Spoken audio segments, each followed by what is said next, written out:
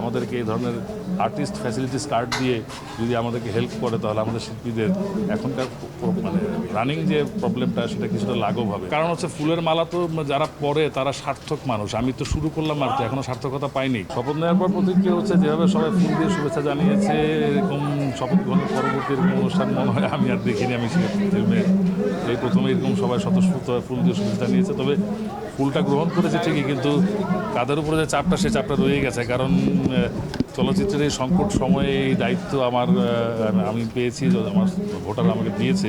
সেই দায়িত্ব যদি আমি নিষ্ঠায় এবং ইমানদারের সহিত পালন করতে না পারি, তাদের দুঃসময়ে যদি তাদের পাশে যথাযথভাবে পদক্ষেপগুলো নিয়ে কাজ করতে না পারি, তখন সেটার জন্য আমার জন্য বড় ব্যর্থতা হবে এবং সেই চাপটা আমি অনুভব করছি। এবং আমি আল্লাহর কাছে দোয়া আছে যে আল্লাহ যাতে আমাকে রহমত দান করেন এবং শক্তি দেন, যাতে আমি তাদের পাশে থেকে তাদের দাবি দেওয়াগুলো সঠিকভাবে আদায় করতে পারি এবং তাদের পাশে সারা জীবন থাকতে পারি। ভাই, আমরা যেদিন আমরা ফলাফল ঘোষণা করবো, আপনি সভাপতি হিসেবে বিজয় ঘোষণা করবো, তখন যেন ফুলটা খুলে রেখেছে ফুলের মালা, আজকাল ফুলের মালা পরেন, এইটার কারণটা কি? এটার কারণ হচ্ছে ফুলের মালা তো যারা পরে তারা সার্থক মানুষ। আমি তো শুরু করলাম আর তো এখনো সার্থকতা পাইনি।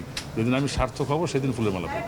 ভাই, আপনি মানে যেহেতু আজকে শপথ নিয়েছেন, আজকে থেকে আপনি শিল্পী সমিতির সভাপতি আনুষ্ঠানিকভাবে, কোন কাজটা দিয়ে আসলে আপনার প্রথম আনুষ্ঠানিক যাত্রা শুরু করেন? দেখেন, কাজ তো ফাইন্ড আউট করতে হবে আপনাকে শিল্পীদের সাথে আলাপ আলোচনার মাধ্যমে।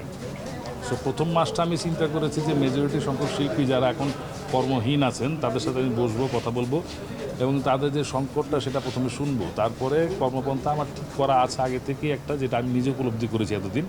তাদের সাথে যদি সেটা এক মিলে যায় তাহলে আমি সেই কাজটা আগে করার চেষ্টা করব। দেখেন, 20 কোটি মানুষের বাংলাদেশ, বর্তমান সরকার, আমাদের মাননীয় প্রধানমন্ত্রী অত্যন্ত মানবিক একজন নেতা, যিনি প্রথমেই ক্ষমতা নেওয়ার পরেই শুরু করেছেন ফ্যামিলি কার্ড, কৃষক কার্ড, স্বাস্থ্য কার্ড, যেটা করে প্রান্তিক জনগোষ্ঠী যারা একটু সুবিধা বঞ্চিত তারা যাতে কিছুটা সুবিধা পায়।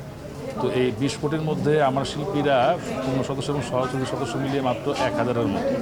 তো আমি আবেদনটা করব সরকার প্রধানের কাছে এবং সংশ্লিষ্ট মন্ত্রণালয়ের কাছে, যেহেতু এখন আমাদের শিল্পীদের একটু কর্মহীন জীবনটা একটু কঠিন যাচ্ছে, সেই জায়গাটায় তারা আমাদেরকে এই ধরনের আর্টিস্ট ফ্যাসিলিটিস কার্ড দিয়ে যদি আমাদেরকে হেল্প করে তাহলে আমাদের শিল্পীদের এখনকার মানে রানিং যে প্রবলেমটা সেটা কিছুটা লাঘব হবে। দীর্ঘমেয়াদী যে পরিকল্পনা সরকার গ্রহণ করবে এবং চলচ্চিত্র সংশ্লিষ্ট বোদ্ধাব্যক্তিরা গ্রহণ করবে চলচ্চিত্রের উন্নয়ন কল্পে এবং চলচ্চিত্রের সংখ্যা বাড়ানোর কল্পে, সেই কল্পে আমরা শিল্পী সমিতি সবাই একসাথে কাজ করবো এবং তাদের সাথে সহযোগিতা থাকবো। লাস্ট একটা প্রশ্ন, যে শিল্পী সমিতির যে রুমটাতে যে চেয়ারটাতে আপনি বসবেন তার পেছনে সভাপতি এবং সাধারণ সম্পাদক যে গুণী মানুষদের নাম আছে সেই তালিকায় আজ থেকে আপনার নাম যুক্ত হচ্ছে। তো কখনো ভেবেছিলেন আসলে এই বিষয়টা নিয়ে আসলে কী বলতে চান? অ্যাকচুয়ালি আমি যখন ছোট ছিলাম, আমি তখন প্লেয়ার ছিলাম, ক্রিকেট প্লেয়ার। আমি কখনো ভাবিনি যে আমি মিডিয়াতে কাজ করব, হঠাৎ করে হয়ে গেছে। চলচ্চিত্র শিল্পী সমিতির নেতা প্রথম আমাকে বানায় প্রয়াত নায়ক মান্না ভাই। 2004 সালে কোঅপ করে আমাকে ইসি মেম্বার বানিয়েছে। তারপরে চলচ্চিত্র শিল্পী সমিতির সাথে আমি বেশ কিছুদিন, প্রায় 10 বছর মতো জড়িত ছিলাম। তারপর আর যদি থাকা হয়নি বিভিন্ন কারণে। এবার আমি আপনারা জানেন যে 2024-এর 5ই আগস্টের পট পরিবর্তনের পরে অনেককেই আমরা চলচ্চিত্র শিল্পী সমিতির দায়িত্ব অনেককেই আমরা পাচ্ছিলাম না দায়িত্ব সঠিকভাবে পালন করার জন্য। ঠিক সেই মুহূর্তে আমি মানে কার্যকরী পরিষদের কেউ না হয়েও আমি চেষ্টা করেছি শিল্পীদের সুযোগ সুবিধা শুনে তাদের সেগুলো লাঘব করার জন্য। তখন অনেকে আমাকে বললো যে ঠিক আছে, যখন তুমি এটা করতেই আছো তাহলে ওয়াই নট, তুমি প্রেসিডেন্ট হয়ে তুমি দায়িত্ব নিয়ে আরও বৈধভাবে দায়িত্ব নিয়ে তুমি কাজগুলো করো, তাই দায়িত্ব নেই।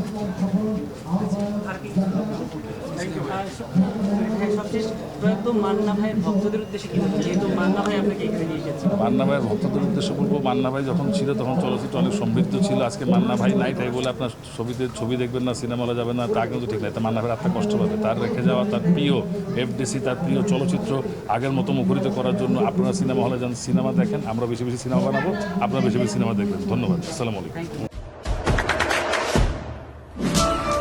দেশে দেশে সবার সাথে দ্য নিউজ।